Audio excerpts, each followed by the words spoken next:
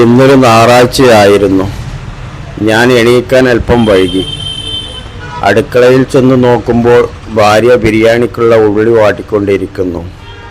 ബിരിയാണി ഞാൻ ഉണ്ടാക്കാം എന്നത് പറഞ്ഞതും അവൾ സന്തോഷത്തോടു പോലെ ചട്ടം എൻ്റെ കയ്യിൽ തന്നു.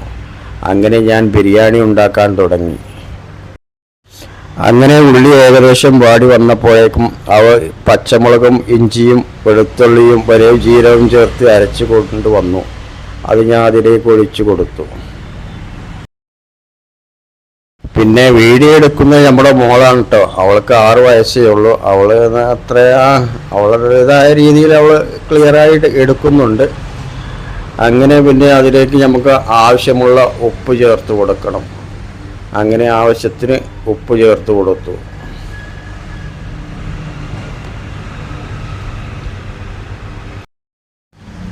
പിന്നെ അതിലേക്ക് ചേർക്കാൻ പോകുന്നത് ചെറുതായി അരിഞ്ഞു വെച്ച ഒരു 5 തക്കാളിയാണ്.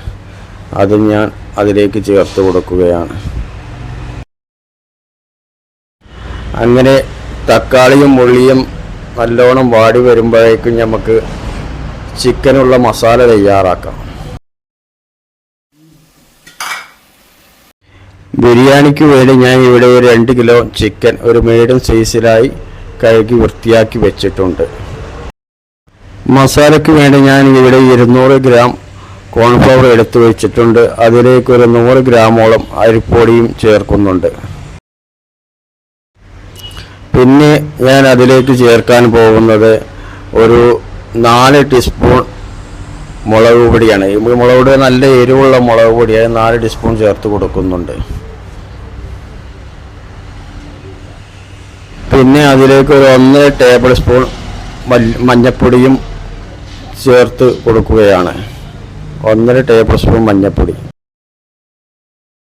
പിന്നെ നമുക്ക് അതിലേക്ക് ആവശ്യത്തിന് ഉപ്പ് ചേർത്ത് കൊടുക്കണം. നമുക്ക് ആവശ്യാനുസരണം ഉപ്പ് നമുക്ക് ചേർത്ത് കൊടുക്കാം. പിന്നെ അതിലേക്ക് നമുക്ക് സുർക്ക ഒരത്യാവശ്യം സുർക്ക ഒഴിച്ചു കൊടുക്കണം. നമുക്ക് ആവശ്യാനുസരണം സുർക്ക നമുക്ക് ചേർത്ത് കൊടുക്കണം. പിന്നെ അതിലേക്ക് ചേർത്ത് കൊടുക്കുക അല്പം റെഡ് കളറാണ്. ഫുഡ് കളർ റെഡ് ഉണ്ടെങ്കിൽ അല്പം ചേർത്ത് കൊടുക്കണം. അത് നമുക്ക് ആവശ്യമുണ്ടെങ്കിൽ മാത്രം ചേർത്ത് കൊടുത്താൽ മതി. പിന്നെ അതിലേക്ക് ചേർത്ത് കൊടുക്കുന്നത് ഇഞ്ചിയും വെളുത്തുള്ളിയും അരച്ചതാണ്. ഇഞ്ചിയും വെളുത്തുള്ളിയും അരച്ചതിൻ്റെ നീരാണ് അതിലേക്ക് ചേർത്ത് കൊടുക്കുന്നത്. പിന്നെ ഇതിലേക്ക് ഒരു 2 ടീസ്പൂൺ ചിക്കൻ മസാലയും 1 ടീസ്പൂൺ ഗരം മസാലയും ചേർത്ത് കൊടുത്തിട്ടുണ്ട്. അത് അപ്പോഴേക്കും മോള് ക്യാമറ എങ്ങോട്ടോ വെട്ടിച്ചു, അതുകൊണ്ട് അത് ഇതിൽ കാണിക്കുന്നില്ല. അത് നിങ്ങൾ ചേർത്ത് കൊടുക്കുക. അങ്ങനെ നമ്മൾ ചിക്കനുള്ള മസാല റെഡിയായി. ഇനി നമുക്ക് ചിക്കനും അതിലേക്കിട്ട് നല്ലപോലെ കുഴച്ചെടുത്ത്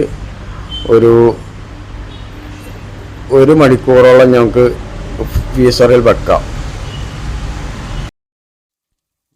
അങ്ങനെ നമ്മുടെ ഉള്ളിയും തക്കാളിയും നല്ലപോലെ വാടി വന്നിട്ടുണ്ട്. നമുക്ക് അതിലേക്കുള്ള മസാല ഇട്ട് കൊടുക്കാം. ആദ്യമായി 2 ടീസ്പൂൺ മുളക് പൊടിയാണ് ഇട്ട് കൊടുക്കുന്നത്.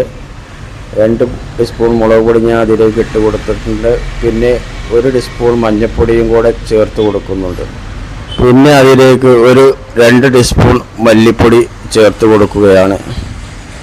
2 ടീസ്പൂൺ മല്ലിപ്പൊടി ചേർത്ത് കൊടുത്തിട്ടുണ്ട്. ഇനി നമ്മൾ അതിലേക്ക് ചേർക്കാൻ പോകുന്നത് 1 ടീസ്പൂണോളം ചിക്കൻ മസാലയാണ്. 1 ടീസ്പൂൺ ചിക്കൻ മസാലയും ചേർത്ത് കൊടുത്തിട്ടുണ്ട്.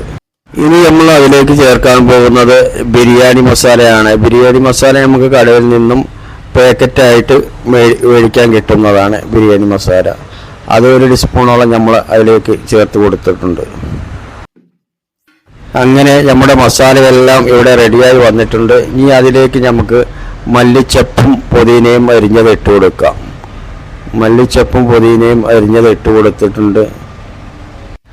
ഇനി അതിലേക്ക് ഇട്ട് കൊടുക്കാൻ പോകുന്നത് ഗരം മസാലയാണ്. ഗരം മസാല പൊടിച്ചത് അല്പം അതിലേക്ക് ഇട്ട് കൊടുക്കുന്നുണ്ട്.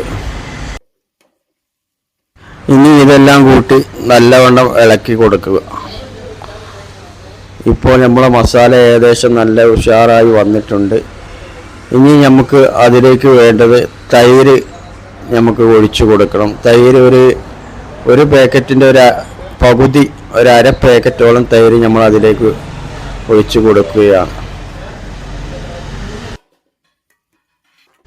ഇപ്പോൾ നമ്മുടെ മസാല അടിപൊളിയായിട്ട് ഇവിടെ റെഡിയായിട്ടുണ്ട്. ഇനി അല്പം നമുക്ക് ഉപ്പ് നോക്കാം. ഉപ്പും പുളിയൊക്കെ നോക്കിയ ശേഷം നമുക്ക് എന്തെങ്കിലും കുറവുണ്ടെങ്കിൽ നമുക്ക് അതിലേക്ക് ആഡ് ചെയ്ത് കൊടുക്കാം. അപ്പോൾ അല്പം പുളി കുറവാണ്, അതുകൊണ്ട് ഞാൻ അല്പം സുർക്ക ഒഴിച്ചു കൊടുക്കുന്നുണ്ട്. സുർക്ക അല്പം ഒഴിച്ചു കൊടുക്കും. അങ്ങനെ നമ്മുടെ മസാല ഇവിടെ റെഡിയായി. ഇനി നമുക്ക് ചിക്കൻ പൊരിച്ചെടുക്കാം. അതിനു വേണ്ടി ഞാൻ ചിക്കൻ പൊരിക്കാൻ വേണ്ടി ഒരു ചെറിയ ഉരുളിയിൽ ചിക്കൻ വേവിച്ചും കൊണ്ടിരിക്കുകയാണ്. അതാണ് ഇപ്പോൾ നിങ്ങൾ കണ്ടുകൊണ്ടിരിക്കുന്നത്. അങ്ങനെ നമ്മൾ അരി ഇവിടെ വേറെ അടുപ്പത്തിരുന്ന് തിളക്കുന്നുണ്ട്. ഏകദേശം അരിയും വേവായി കഴിഞ്ഞു. അപ്പോൾ ഇനി നമുക്കതിനുള്ള മസാല കൂട്ടാം. അതിന് ഞാൻ വേറെ മസാല ഒരു വലിയ ചെമ്പിലേക്ക് മാറ്റിയിട്ടുണ്ട്. ചെറിയ ചെമ്പിൽ ചിക്കനും പൊരിച്ചു വെച്ചിട്ടുണ്ട്. ആ മസാലയിലേക്ക് ചിക്കൻ ഇട്ട് കൊടുക്കുകയാണ്.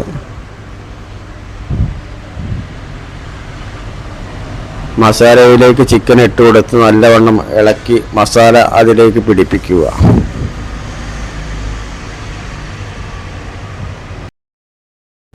അങ്ങനെ നമ്മുടെ ബിരിയാണിക്കുള്ള മസാല ഇവിടെ റെഡിയായി കഴിഞ്ഞു. ഇതിലേക്ക് ഞാൻ ഒരു ചെറുനാരങ്ങയുടെ നീര് കൂടെ പിഴിഞ്ഞു കൊടുക്കുന്നുണ്ട്. നിങ്ങൾക്ക് ആവശ്യമുണ്ടെങ്കിൽ മാത്രം ഇത് പിഴിഞ്ഞു കൊടുത്താൽ മതി. എനിക്കത് ഇഷ്ടമാണ്, അതുകൊണ്ട് ഞാൻ ഒരെണ്ണം പിഴിഞ്ഞു കൊടുക്കുന്നുണ്ട്. അങ്ങനെ നമ്മുടെ ബിരിയാണിയുടെ മസാല ഇവിടെ റെഡിയായി കഴിഞ്ഞു. ഇനി നമുക്ക് അതിലേക്ക് റൈസ് ഇട്ട് കൊടുക്കാം. ഒരു പകുതിയോളം റൈസ് ഞാൻ അതിലേക്ക് ഇട്ട ശേഷം മല്ലിച്ചപ്പും കുറച്ച് ഗരം മസാലയും അതിൻ്റെ മുകളിൽ ഇട്ട് കൊടുത്തതിന് ശേഷം ബാക്കിയുള്ള റൈസ് കൂടെ ഫില്ല് ചെയ്യുകയാണ്. അങ്ങനെ ഞാൻ ഇനി മൂടി വെക്കാം. ഇപ്പോൾ ഏകദേശം 1 മണിക്കൂറോളമായി കഴിഞ്ഞു. നമ്മുടെ ബിരിയാണി തുറക്കാൻ പോവുകയാണ്. ഇതിന് മുകളിൽ നിറച്ച് കനലായിരുന്നു. അത് മാറ്റിയ ശേഷമാണ് ഞാൻ ചെമ്പ് തുറക്കുന്നത്. അപ്പോൾ നമ്മുടെ ബിരിയാണി ഇവിടെ റെഡിയായിരിക്കുന്നു. അതിലേക്ക് പൊരിച്ചു വെച്ച ഉള്ളിയും അണ്ടിപ്പരിപ്പും മുന്തിയും ഇട്ട് കൊടുക്കുകയാണ്. അപ്പോൾ നമ്മുടെ ബിരിയാണി ഇവിടെ റെഡിയായി.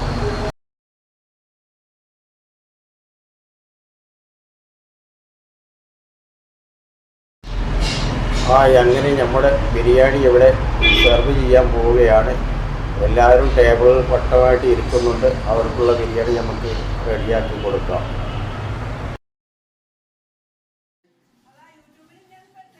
അങ്ങനെ ബിരിയാണി എല്ലാവരും കഴിച്ചുകൊണ്ടിരിക്കുകയാണ്. ക്യാമറയ്ക്ക് മുന്നിൽ വരാൻ ആർക്കും വലിയ താല്പര്യമില്ല, അതുകൊണ്ട് ഞാൻ അവരെ കാണിക്കുന്നില്ല. നിങ്ങൾക്കും ഈ വീഡിയോ ഇഷ്ടമായെന്ന് വിചാരിക്കുന്നു. വീഡിയോ കുറച്ച് ക്ലാരിറ്റി കുറവാണെങ്കിലും നല്ല നാടൻ സ്റ്റൈലുള്ള ബിരിയാണിയാണ്. നിങ്ങളും ഇത് ട്രൈ ചെയ്യുക. വീണ്ടും അടുത്തൊരു വീഡിയോയുമായി വരാം. Bye bye.